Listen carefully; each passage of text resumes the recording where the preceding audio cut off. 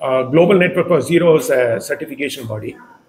तो हमारा गोल क्या है कि बिल्डिंग्स हो या बिजनेस हो या प्रोडक्ट्स हो, उसको नेट जीरो सर्टिफिकेशन देना है। और नेट जीरो सर्टिफिकेशन का कॉन्सेप्ट ये है कि everything should be in balance. अगर एनर्जी है तो जितना एनर्जी ग्रिड से ले रहे हैं उतना एनर्जी हम वापस करते हैं। उससे क्या होगा कि नेट एनर्जी हमारा जीरो रहेगा।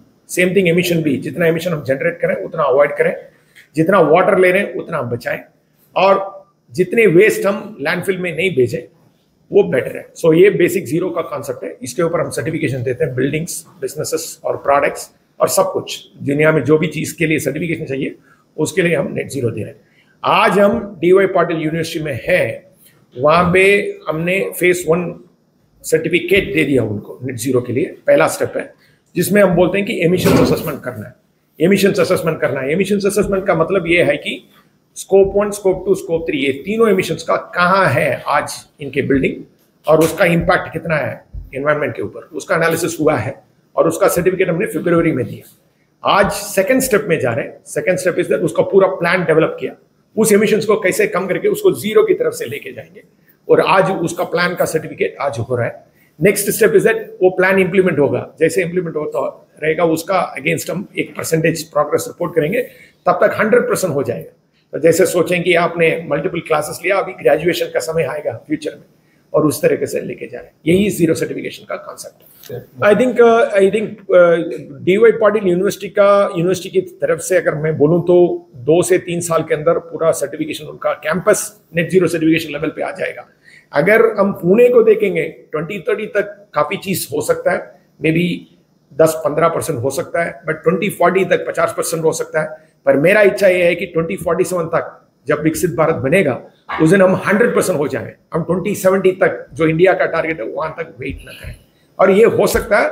और इसके लिए DY पाटिल का जो एग्जाम्पल आज हमने शुरुआत करके दिखा रहे हैं कि कैसे अप्रोच करना है वहां पहुंचने के लिए। नमस्कार, मी architect Aparna Rahul मेत्रस. I am N environmental architect आणि मी युनिव्हर्सिटीमध्ये 13 वर्षापासून आहे.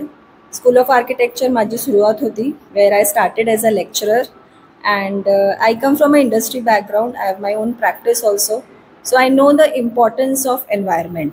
आणि कुटकुट भरला आहे माझा मध्ये, कारण एन्व्हायरमेंटल आर्किटेक्चर आम्ही जेव्हा स्टार्ट केलं होतं आर्किटेक्चर इन्स्टिट्यूटमध्ये masters programme, so we were talking about all these aspects.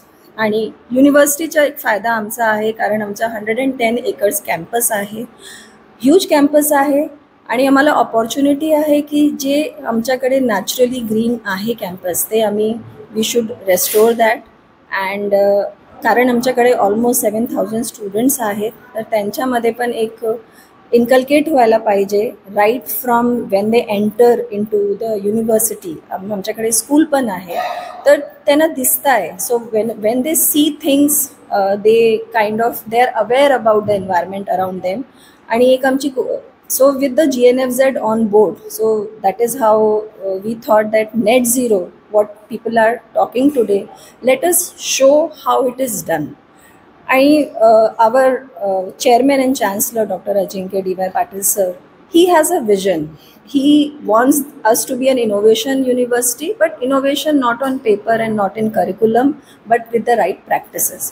So innovation started when the university was started, where no one was talking about climate or climate change. We started using solar panels, we started using solar treatment plants, we started using biogas, we started using vermiculture. There आमच्याकडे all these practices always have been existing.